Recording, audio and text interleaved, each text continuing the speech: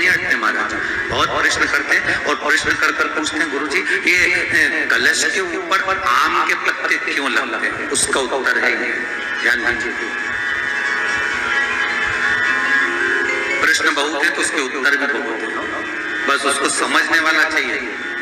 और आप लोगों को तो आज बहुत बहुत भगवान ने कृपा करी है, जो आप पहले दिन ही कलश स्थापना होती है और पहले दिन ही आपको ये ज्ञान हो जाए कि बच्चे पूछे कि कलश क्यों रखा जाता है, कलश के ऊपर आम के पत्ते क्यों लगाए जाते हैं, कलश के ऊपर नारियल क्यों रखा जाता है, कलश के ऊपर 9 बार मोली क्यों बांधी जाती है, मोली मतलब लच्छा नाड़ा 9 बार क्यों लपेटा जाता है नारियल के ऊपर, कलश के ऊपर जब रखते हैं।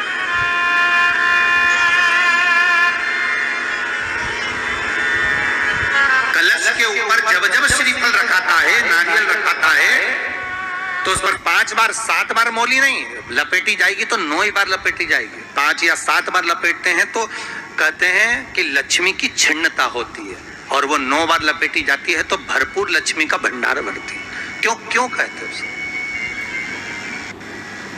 भगवान कुंभ का निर्माण कर रहे हैं, भगवान कलश का निर्माण कर रहे हैं, और भगवान स्वयं ब्रह्मदेव कर रहे हैं कि आप ऐसा निर्माण कर दो जिसमें 33 कोटि देवता स्वतः विराजमान हो जाए। तो भगवान ने उस कलश का निर्माण कर दिया। अब कलश का निर्माण करा तो स्वयं भगवान ब्रह्मदेव बोले, प्रभु इस कलश के अंदर मेरा स्थान कहाँ है,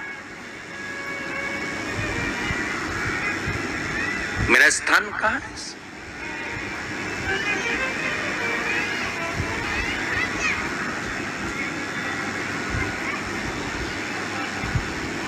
बहुत ध्यान देना महाराज, कलश का जो मुख होता है उस मुख पर भगवान विष्णु का स्थान होता है।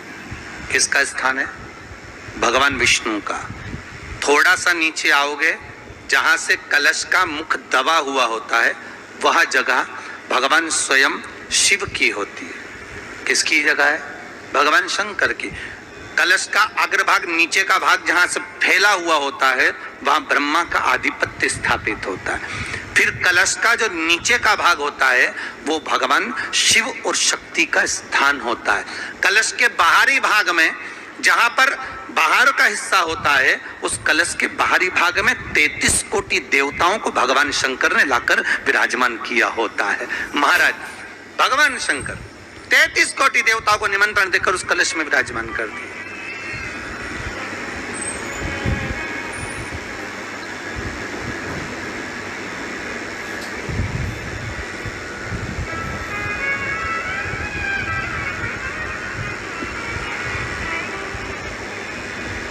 कितना सुंदर लिखा है देवी भागवत के अंदर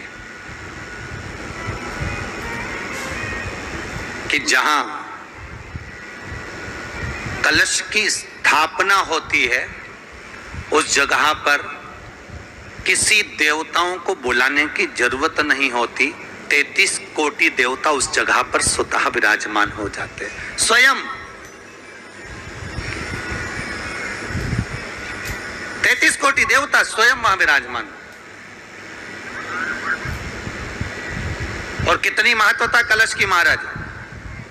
आप लोगों से भी निवेदन है, चैत्रीय प्रतिपदा है आज, जिनके घर में ज्यादा रोग हो, बीमारी हो, ज्यादा तकलीफें आ रही हो, कष्ट बढ़ रहा हो, बीमारियां बढ़ रही हो, या भय लग रहा हो, डर लग रहा हो, हृदय चित्त में कहीं ना कहीं आपको भय का भान हो रहा हो, तो 1 लोटा पानी, 1 कलश में जल भर कर रख लीजिए और रात भर उसको रखे रहने दो। नवरात्र चल रहा है, उस कलश को रात भर रखकर सुबह सुबह उस कलश में एक बेलपत्र डालकर उस जल को नीम के पेड़ के नीचे, जहां चैत्री नवरात्रि में नीम के पेड़ के नीचे सारी विद्याएं, आद्य शक्तियां, सारी देवी उस नीम के पेड़ के नीचे विराजमान रहती हैं। उस कलश में 1 बेलपत्र डालकर रात भर रखकर उस जल को पूरे घर में घुमाकर उस नीम के पेड़ के नीचे समर्पित कर दीजिए महाराज।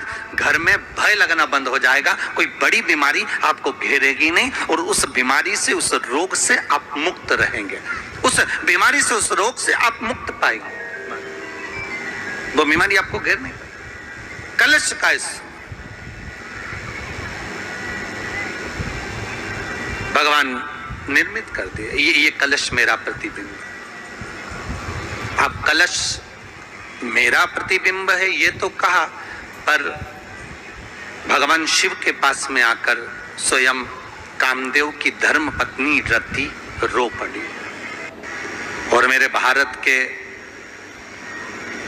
जो मानव है जहां जहां निवास कर रहे हैं, विदेश में भी, पूरी भारत की भूमि पर आज के दिन लोग देवी जी की स्थापना करते हैं। तो क्या स्थापना में क्या रखते हैं? कलश रखते हैं ना। तो कलश किस लिए रखा जाता है? कलश का क्रम क्या है? अपन ने अभी तक कथाओं में बहुत सुना शिव महापुराण में कि दिए का महत्व क्या है। अपन ने सुना दही का महत्व क्या है, जल का महत्व क्या है। पूरी शिव महापुराण में अपने अलग अलग महत्व को जाना है। पर यह नवरात्रे में जो शिव महापुराण की कथा शुरू हो रही है, नवरात्रे में जो शिव महापुराण की कथा को हम श्रवण करने के लिए बैठे हैं, इसमें हमारा एक संशय और मिटना चाहिए कि भारत की भूमि पर जब मां आद्य शक्ति की स्थापना होती है, मां जगत जननी को जब विराजमान किया जाता है, या चैत्र नवरात्रे में, शरदीय नवरात्रे में, आषाढ़ी नवरात्रे में, आदिकादिक पौष नवरात्रे में हम शंकर की, हम जगत जननी जगदम्बा की जब स्थापना करते हैं, या हम नूतन घर का प्रवेश करते हैं, या गणेश जी की स्थापना करते हैं, या कोई दुकान को प्रवेश करते हैं, या कोई शुभ कार्य करने के लिए अग्रण्य होते हैं, तो हम कलश की स्थापना क्यों करते हैं? आज शिव महापुराण में शुरुआत में अपन शिव और पार्वती की यही संवाद को लेकर चलते।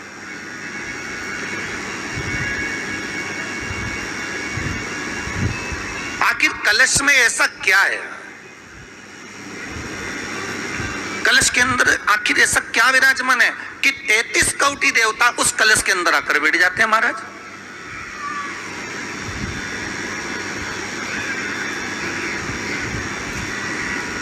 आप कोई यज्ञ करने जा रहे हो, आप कोई पोथी पुराण करने जा रहे हो, आप कोई अच्छा कार्य करने जा रहे हो, तो ब्राह्मण देवता कहते थे कलश की स्थापना होगी, कलश की शोभा यात्रा निकलेगी, कलश यात्रा निकलेगी, कलश विराजमान होगा। और आज हर की पौड़ी पर, प्रयागराज में, या उज्जैनी में, नासिक में जो बड़े बड़े कुंभ के मेले होते, कुंभ का मतलब भी तो कलश से होता है। उसकी महत्वता क्यों है? उस कुंभ की, उस घड़े की महत्वता कहां से प्रकट हो गई? शिव महापुराण की कथा कहती है महाराज, भगवान ओघड़दानी शंकर स्वयं आद्य शक्ति जगदम्बा से कहते हैं कि जगदम्बा तू क्या चाहती है बोल। तो जगत जननी जगदम्बा कहती है कि जहां मैं हूं वहां शंकर है। ये आपने कह दिया, पर जहां शंकर है वहां पार्वती का होना जरूरी है। उसके लिए सिद्ध करने के लिए एक स्थान ऐसा बनाया जाए जहां पर शंकर विराज